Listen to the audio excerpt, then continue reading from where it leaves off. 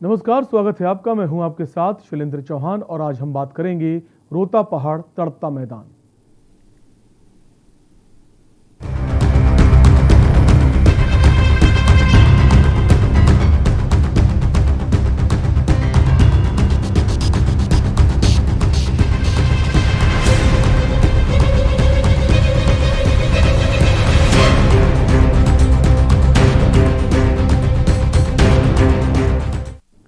हम इसी पर चर्चा करेंगे। उससे पहले एक बड़ी खबर लश्कर से आ रही है। खेड़ी खुर्द गांव में दो पक्षों में जमकर विवाद हुआ है। एक पक्ष के लोगों ने दूसरे पक्ष पर अंधाधुंध फायरिंग की है। फायरिंग में 3 लोगों की मौत हो गई है, वहीं आधा दर्जन से अधिक लोग घायल बताए जा रहे हैं। तनाव को देखते हुए गांव छावनी में तब्दील कर दिया गया है। लश्कर का ये पूरा मामला है। खेड़ी खुर्द गांव में दो पक्षों में जमकर विवाद हुआ है। एक पक्ष के लोगों ने दूसरे पक्ष के ऊपर अंधाधुंध फायरिंग की है, जिसमें 3 लोगों की मौत हो गई, वहीं आधा दर्जन से ज्यादा लोग घायल बताए जा रहे हैं। तनाव को देखते हुए गांव को छावनी में तब्दील कर दिया गया है।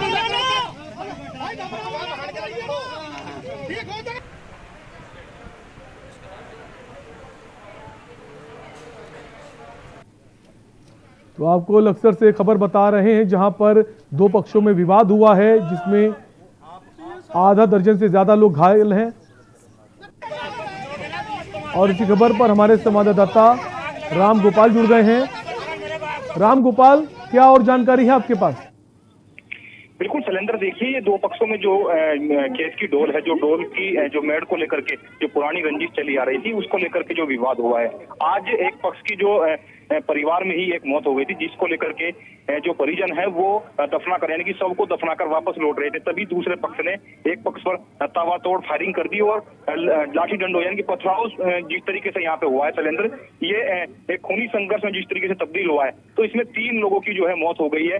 हालांकि आधा जो दर्जन से अधिक जो लोग हैं वो घायल हैं और घायलों को जो है एम्बुलेंस के जरिए पुलिस ने मौके पर पहुंच करके अस्पताल भिजवाया। और जो है फिलहाल गांव में जो स्थिति है वो तनावपूर्ण बनी हुई है, क्योंकि कई थानों की जो पुलिस फोर्स है वो गांव में तैनात कर दी गई है। साथ ही जो कप्तान साहब है यानी कि एसएसपी हरिद्वार है, वो भी मौके पर जो है पहुंचने वाले हैं। और साथ में फिलहाल जो है एसपी देहात प्रवेंद्र डोभाल ने भी मोर्चा संभाला हुआ है। साथ ही जो थाने के जो सीओ हैं विवेक कुमार, वो भी जो पुलिस बल के साथ मौके पर मौजूद हैं। जी रामगोपाल, जो आरोपी हैं, जो जिम्मेदार हैं, उनके खिलाफ क्या कोई कार्रवाई की गई अभी तक? बिल्कुल, देखिए फिलहाल शैलेंद्र पुलिस जो है आरोपियों की धरपकड़ में लगी हुई है। कहीं ना कहीं जिस तरीके से पुलिस का भी साफ तौर पर कहना है कि जैसे ही उनको तहरीर दी जाती है तो उनके खिलाफ कड़ी कार्रवाई की जाएगी। और फिलहाल जो है जिस तरीके से पुलिस जो है आरोपियों की धरपकड़ में जो है लगी हुई है। जी शुक्रिया रामगोपाल जानकारी के लिए। तो आपको लक्सर से खबर बता रहे हैं, जहां खेड़ी खुर्द गांव में दो पक्षों में जमकर विवाद हो गया, जिसमें आधा दर्जन से अधिक लोग घायल हो गए, वहीं 3 लोगों की मौत का मामला सामने आया है। हालांकि पुलिस का कहना है वो तहरीर का इंतजार कर रही, जैसे तहरीर मिलती है उसके बाद वो कड़ी कार्रवाई करेगी जो जिम्मेदार है।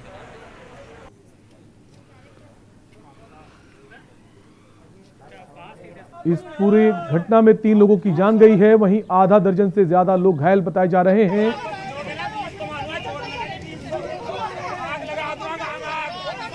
एक्सक्लूसिव तस्वीरें आप देख सकते हैं। जिस वक्त ये घटना हुई उसके बाद जो परिजन हैं, जो घायल हैं, उनको अस्पताल ले जाते नजर आ रहे हैं। इलाके में तनाव फैला हुआ है। भारी पुलिस बल मौके पर पहुंच गया है। पुलिस बल जो है जांच छानबीन में लगा है, जांच कर रहा है आखिर आरोपी कौन है।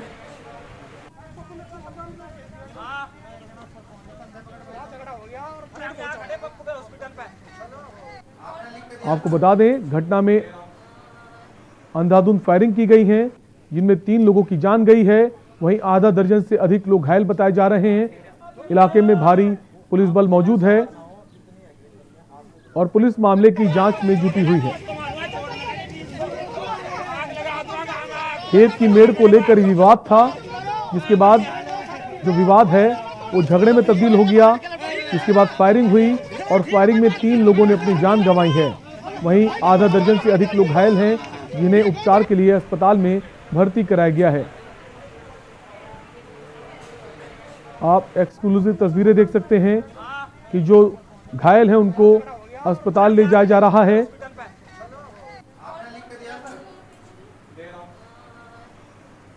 लक्सर से ये पूरा मामला है जहां पर दो पक्षों में विवाद हो गया और विवाद बढ़ते बढ़ते फायरिंग तक पहुंच गया, जिसमें 2-3 लोगों की मौत हो गई।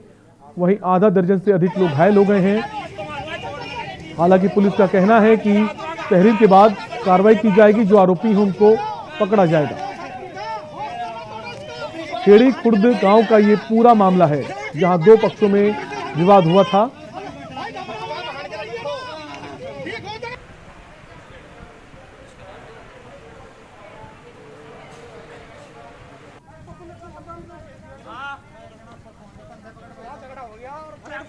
आपको बता दें, आधा दर्जन से अधिक लोग घायल हुए, जिन्हें अस्पताल में भर्ती कराया गया है, जहां पर उनका उपचार चल रहा है। वहीं 3 लोगों की इस पूरी घटना में मौत हो गई है। इलाके में तनाव व्याप्त है। भारी पुलिस बल मौके पर पहुंच गया है। पुलिस जांच की बात कर रही है। साथ ही साथ कह रही पुलिस, जैसे तहरीर मिलती है हम कड़ी कार्रवाई करेंगे, जो भी इसके पीछे आरोपी हैं।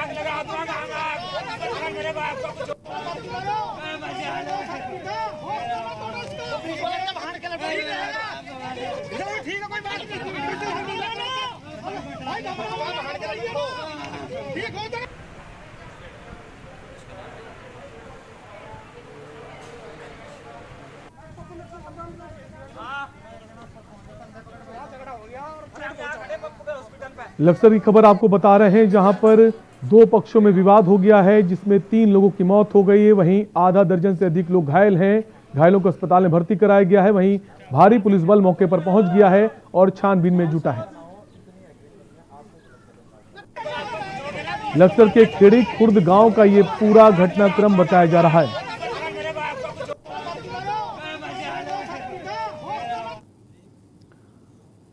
और यहां पर हम रुकेंगे एक ब्रेक के लिए और ब्रेक के बाद हम चर्चा को आगे बढ़ाएंगे।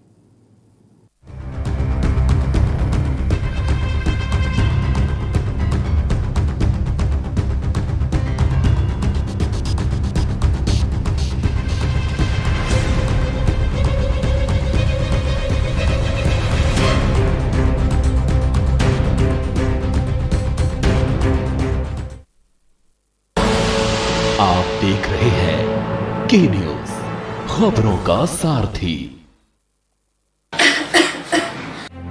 अगर आपकी कोरोना रिपोर्ट पॉजिटिव आती है तो घबराएं बिल्कुल नहीं। जब तक डॉक्टर न कहे तब तक आपको अस्पताल में भर्ती होने की भी जरूरत नहीं, क्योंकि आपके घर पर हो सकता है आपका सही और सुरक्षित इलाज। डॉक्टर की सलाह पर दी गई होम आइसोलेशन किट में रखी दवाइयां समय समय पर लेते रहें। आपको ऑक्सीजन के लिए जरा भी पैनिक होने की जरूरत नहीं। यदि 90 से नीचे ऑक्सीजन का सैचुरेशन आता है तभी हॉस्पिटल का रुख करें। आपको घबराने की जरूरत नहीं है। कई कोविड के मरीज घर पर रह करके स्वस्थ हो चुके हैं। ऑक्सीजन लेवल 94 से कम होने पर भी घबराए नहीं। आप घर बैठे www.esanjeevaniopd.in पर डॉक्टर से सलाह ले सकते हैं या हेल्पलाइन 104 पर कॉल कर सकते हैं। याद रखें, अधिकतर कोरोना संक्रमित लोग घर पर ही ठीक होते जा रहे हैं। अपना हौसला बनाए रखें। कोरोना को है हराना तो बिल्कुल नहीं है घबराना। पर ये दिल है कि चख रहा है उन्हीं अल्फाजों का दूर कितना भी जाओ, इस जुबान से दूर ना जा पाओगे। विमल, बोलो जुबान केसरी।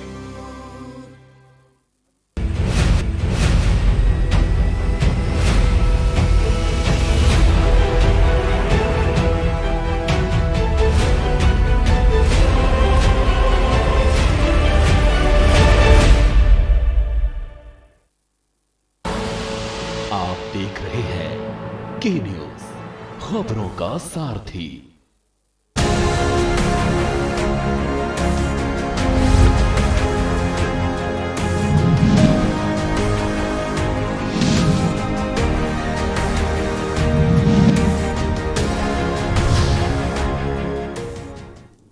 ब्रेक के बाद आपका स्वागत है। देश भर के साथ साथ उत्तराखंड राज्य में भी आए दिन कोरोना कोहराम मचा रहा है। आपको बता दें कि हर दिन कोरोना महामारी एक नया रिकॉर्ड बना रही है। बीते 24 घंटे में 7,500 से अधिक मामले सामने आ चुके हैं। हालांकि बढ़ते संक्रमण की रोकथाम के लिए सरकार द्वारा लगातार कड़े प्रयास किए जा रहे हैं। पूरे मामले में ये खास रिपोर्ट देखिए।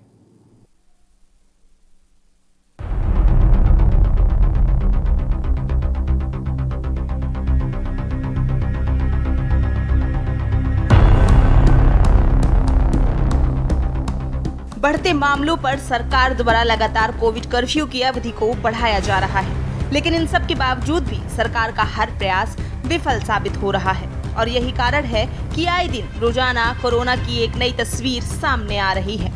इतना ही नहीं, टिहरी में स्वास्थ्य विभाग की लाचारियां सामने आ रही हैं। एक कोरोना पॉजिटिव मरीज को Covid hospital Narendra Nagar refer तो कर दिया गया, लेकिन 1.5 घंटे तक उसे एम्बुलेंस नहीं मिल पाई।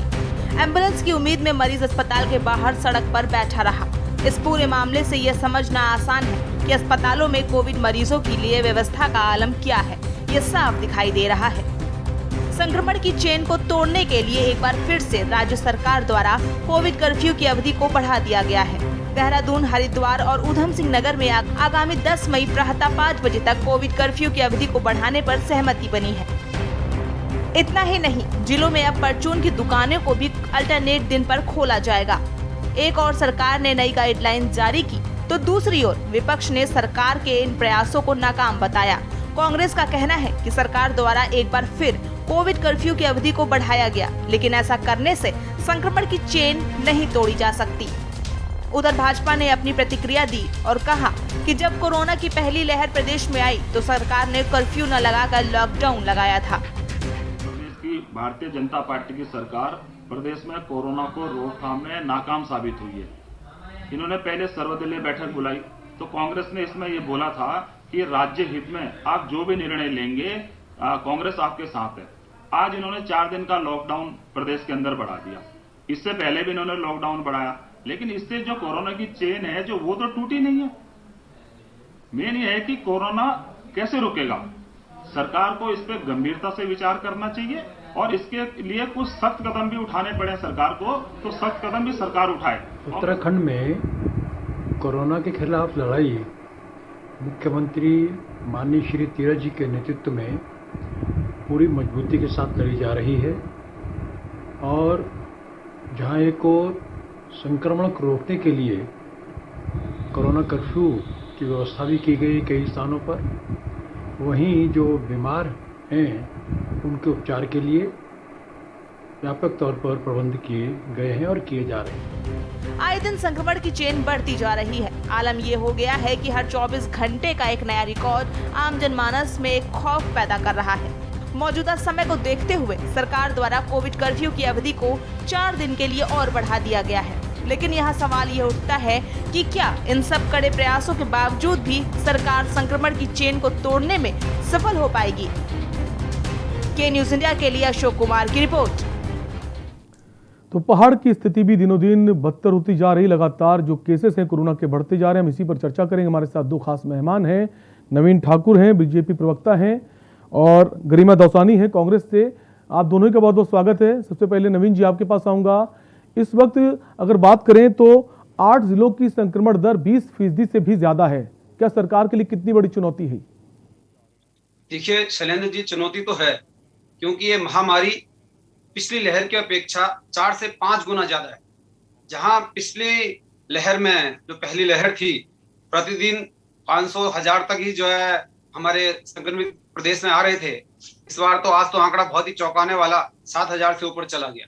इसी प्रकार देश में जहां 97-98 हजार से ऊपर एक दिन में आंकड़ा नहीं गया था, 4-4 लाख तक आंकड़ा जा रहा है। तो इससे आप इस महामारी की भयावहता समझ सकते हैं। और इस महामारी से जिस प्रकार हमने पहले मुकाबला किया, सबने डट के मुकाबला किया, उसी प्रकार से मुकाबला करने की जरूरत है। समझदारी के साथ, धैर्य के साथ और हिम्मत के साथ। सरकार लगातार 5 स्तर पर जो है काम कर रही है और हमारे अधिकारी और हमारे सभी जो है जितने भी स्वास्थ्य कर्मी हैं, डॉक्टर्स हैं, नर्सेज हैं, हमारे जो है और जितने भी लोग हैं, पूरी मुस्तैदी के साथ जो है इसका मुकाबला कर रहे हैं। चाहे टेस्टिंग वाले हों, चाहे जो है हॉस्पिटल में दवाई देने वाले हमारे स्टाफ नर्सेज हो, चाहे और हमारा स्टाफ हो, पैरामेडिकल स्टाफ, सभी लोग बहुत हिम्मत के साथ जो है लगे हुए हैं। और मुझे पूरी उम्मीद है कि हम सब जिस प्रकार हमने पहली लहर का मुकाबला किया, उसी प्रकार दूसरी लहर का भी हम सब लोग हिम्मत के साथ, धैर्य के साथ। पहली लहर के मुकाबले जो दूसरी लहर है बहुत ही खतरनाक है। और जिस तरह से अगर पहाड़ की अगर बात करें तो जो ग्रामीण क्षेत्र हैं, जो दूरस्थ इलाके हैं, वहां पर स्थिति काफी भयावह है। वहां पर लगातार संक्रमण के केस बढ़ रहे हैं और सरकार की तरफ से कहा गया था कि हम वहां पर टेस्टिंग बढ़ाएंगे और टेस्टिंग के साथ वैक्सीनेशन भी करेंगे, लेकिन ऐसा कुछ नजर नहीं आ रहा। गरिमा जी के पास आएंगे। गरिमा जी, क्या कहेंगे इस पर? देखिए, मुझे लगता है कि ना ये पहली लहर को रोक पाने में सक्षम हुए थे, उसमें भी पूरी तरह से फेलियर थे जहां तक उत्तराखंड का सवाल है। और यहाँ इस बार तो ये हाल है कि हमारी जो औसत डेथ रेट है वो पूरे देश के डेथ रेट से ज्यादा है। एक छोटी सी आबादी वाला हमारा प्रदेश है, एक भौगोलिक विषम परिस्थितियों वाला हमारा प्रदेश है, पर्वतीय अंचल है जिसकी आबादी लगभग 1 करोड़ है। उसके बावजूद भी सरकार लगातार 1 महीने में आज ना मौत के आंकड़े कम कर पा रही है, ना एक्टिव पेशेंट्स की जो एक्टिव संक्रमित मरीज हैं उनके आंकड़े कम कर पा रही है, और लगातार यहाँ पर कैजुअलिटीज बढ़ती चली जा रही हैं। जो मोर्टेलिटी रेट है वो बढ़ता चला जा रहा है। इसका मैं कहीं से कहीं तक जिम्मेदार गलत समय पर किए गए नेतृत्व परिवर्तन को भी मानती हूँ कि केंद्र सरकार ने अचानक से जो प्रदेश के अंदर नेतृत्व परिवर्तन किया, तो जो नए मुख्यमंत्री हैं वो प्रशासनिक अनुभव बहुत उनका रहा नहीं है। वो ऐसे किसी पद पर नहीं रहे हैं जहां उन्होंने अफसरों के साथ सामंजस्य स्थापित किया हो या स्वास्थ्य विभाग के बारे में उनको ज्यादा जानकारी हो। तो आज खामियाजा उत्तराखंड भुगत रहा है। चारों तरफ आप देख रहे हैं त्राहिमाम है, तबाही का मंजर है। ना यहाँ वैक्सीन है, ना यहाँ ऑक्सीजन सिलेंडर है। ऑक्सीजन की कमी से लोग मर जा रहे हैं, और वो एक प्राकृतिक मौत नहीं है, वो बीमारी से मौत नहीं है। उसको मैं एक हत्या की कैटेगरी में रखना चाहूंगी कि एक व्यक्ति का फंडामेंटल राइट होता है उसको स्वास्थ्य सेवाएं देना, क्योंकि वो टैक्स पेयर है। वो केवल टैक्स दे सकता है आपको, बाकी उसको सुविधाएं मुहैया कराना आपका काम है, चाहे सड़क हो, रोजगार हो, स्वास्थ्य हो, शिक्षा हो। ये काम सरकारों के थे, लेकिन हमारी सरकार कुंभकर्ण की नींद में सोती रही। जब पहली लहर अवसान पर थी, जब डिक्रीजिंग नंबर्स हो रहे थे, दिस वाज अराउंड सितंबर में हमारे वहां जनजीवन सामान्य नजर आ रहा था और लोगों को लग रहा था कि कोरोना शायद समाप्त हो गया है। उस वक्त सरकारों को चाहिए था कि वो विशेषज्ञों की और वैज्ञानिकों की जो राय थी कि सेकेंड वेव आएगी, उसके लिए मुस्तैद पहले से अपने आप को कर लें, लेकिन ऐसा होता हुआ दिखाई नहीं पड़ा। आज चारों तरफ लचर व्यवस्थाएं हैं। आज के अखबारों से एक बहुत ही भयानक खबर पता चली कि 30 बोरे कबाड़ी के पास कोरोना सैंपल मिले हैं। बिल्कुल हल्द्वानी की खबर है जो आप बता रही हैं, जहां पर जो सैंपलिंग के जो टेस्ट हैं और वो वहां पे मिले हैं। नवीन जी, क्या कहेंगे इस पर? जो सैंपल टेस्ट हैं वो वहां पर मिले हैं, क्या ये बहुत बड़ी लापरवाही नहीं है स्वास्थ्य विभाग की तरफ से? देखिए, जिलाधिकारी ने जांच के आदेश दे दिए हैं। जांच के बाद ही पता चल पाएगा कि कहाँ इस तरह की जो है ये कहाँ से सैंपल आए और कहाँ किसने ये फेंके। ये तो सारी बात जांच के बाद ही क्लियर होगा, और कोई भी इसमें लापरवाही बर्दाश्त नहीं की जाएगी। जो भी इसमें जो है दोषी पाया जाएगा उसके खिलाफ सख्त कार्रवाई सरकार करेगी। सरकार की तरफ से लापरवाही की जा रही है, जरा मैं वो गिनाऊं आप। गरिमा जी सुन लीजिए धैर्य से। आप तो केवल राजनीति करने के लिए आ जाते हैं। मेरा आपसे हाथ जोड़ के निवेदन है। नहीं नवीन जी, वो सवाल कर रही, वो राजनीति नहीं कर रही, उससे सिर्फ सवाल कर रही हैं आपसे। बीच में ना बोले, मैं सुन रहा हूँ सारी बात, धैर्य पूर्वक सुनता हूँ गरिमा जी को। जितनी वरिष्ठ नेत्री है कांग्रेस की, तो 2 मिनट मुझे भी बोलने का मौका। बिल्कुल, आप बोलिए, अपनी बात कहिए जी। हम सरकार 5 स्तर पर जो है काम कर रही है लगातार। टेस्टिंग, ट्रीटमेंट, आइसोलेशन और वैक्सीनेशन। हम जो है ट्रेसिंग कर रहे हैं, लगातार जो है टेस्टिंग कर रहे हैं, और लोगों को जो बाहर जा रहे हैं उनको आइसोलेट भी कर रहे हैं। सरकार ने 5 स्तर पे जो है लगातार इस कोरोना से निपटने के लिए यहाँ पे रणनीति बना रखी है और कर रही है सरकार लगातार। आप जो है पिछले साल के संसाधन देख लीजिए और इस साल के संसाधन देख लीजिए। सरकार ने कहां से कहां तक जो संसाधनों को जुटाने का प्रयास किया, और आगे भी सरकार लगातार जो है। लेकिन जमीन पे स्थिति तो कुछ और ही ना। हम एक ब्रेक के लिए रुकेंगे, ब्रेक के बाद वापस आएंगे, गरिमा जी से आपके सवाल का जवाब लेंगे कि जो जमीन पे स्थिति है वो कितनी अलग है और सरकार जो कह रही है वो कितना अलग है। एक छोटे से ब्रेक के लिए रुकेंगे और ब्रेक के बाद इस चर्चा को आगे बढ़ाएंगे।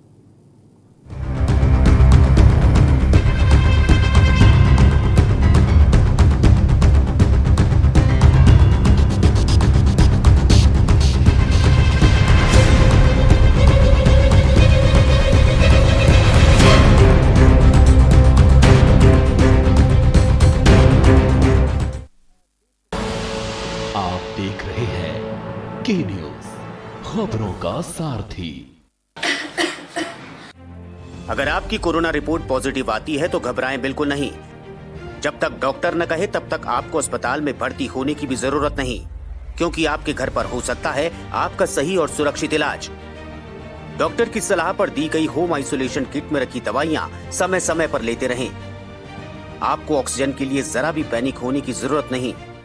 यदि 90 से नीचे ऑक्सीजन का सैचुरेशन आता है तभी हॉस्पिटल का रुख करें। आपको घबराने की जरूरत नहीं है, कई कोविड के मरीज घर पर रह करके स्वस्थ हो चुके हैं।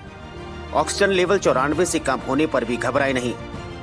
आप घर बैठे www.esanjeevaniopd.in पर डॉक्टर से सलाह ले सकते हैं या हेल्पलाइन 104 पर कॉल कर सकते हैं। याद रखें, अधिकतर कोरोना संक्रमित लोग घर पर ही ठीक होते जा रहे हैं। अपना हौसला बनाए रखें। कोरोना को है हराना तो बिल्कुल नहीं है घबराना। आप देख रहे हैं के न्यूज, खबरों का सारथी।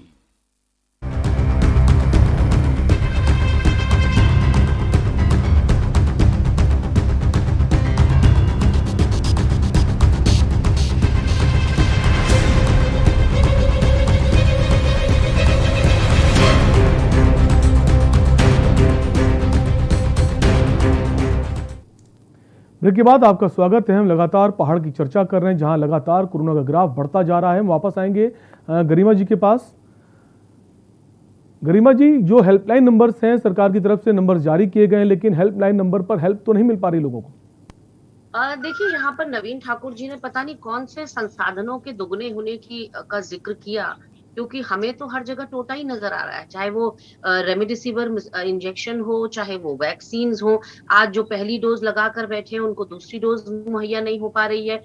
18 साल से ऊपर की आयु के लिए आपने बहुत बड़ी बड़ी टुकटुकी पीट दी थी कि 1 मई से आप उसको शुरू करेंगे, वो बैक बर्नर में डाल दिया गया है।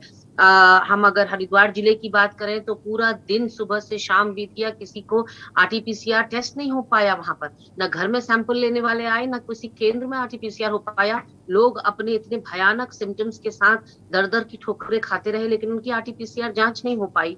और अब तो खबरें लगातार अस्पतालों से आ रही हैं, जब ऑक्सीजन की किल्लत के चलते मरीज मर रहे हैं और DM साहब और मदन कौशिक के द्वारा वक्तव्य दिए जा रहे हैं कि ना ऑक्सीजन की कमी है प्रांत में, ना संसाधनों की कमी है। तो मैं मदन कौशिक जी, जो उनके सूबे के संगठन के मुखिया हैं, उनसे कहना चाहती हूँ कि क्या आप गारंटी देते हैं कि मरीजों को अगर आपके दरवाजे पे लाया जाए, इधर उधर ठोकरें क्यों खाएं फिर मरीज? फिर मदन कौशिक जी के पास जाए ना, वो मदन कौशिक जी करेंगे सारे संसाधनों का इंतजाम, चाहे वेंटिलेटर्स हो, ऑक्सीजन बेड्स हो, वैक्सीन हो। वो तो कह रहे संसाधनों की कमी नहीं है। तो इस तरह की भ्रामक खबरें जो ये अपने सरकारी पोर्टल पे अपलोड कर रहे हैं, मैं हतप्रभ इस बात से हूँ शैलेंद्र जी कि जब एक ओला उबर टैक्सी की जो कंपनीज हैं वो इतना बढ़िया अपना मैनेजमेंट या अपना एक सिस्टम क्रिएट कर सकती हैं, जहां 5 मिनट के अंदर आप टैक्सी बुक करते हैं और वो आपके दरवाजे पे होती है, यानी कि आपकी रिक्वायरमेंट के हिसाब से।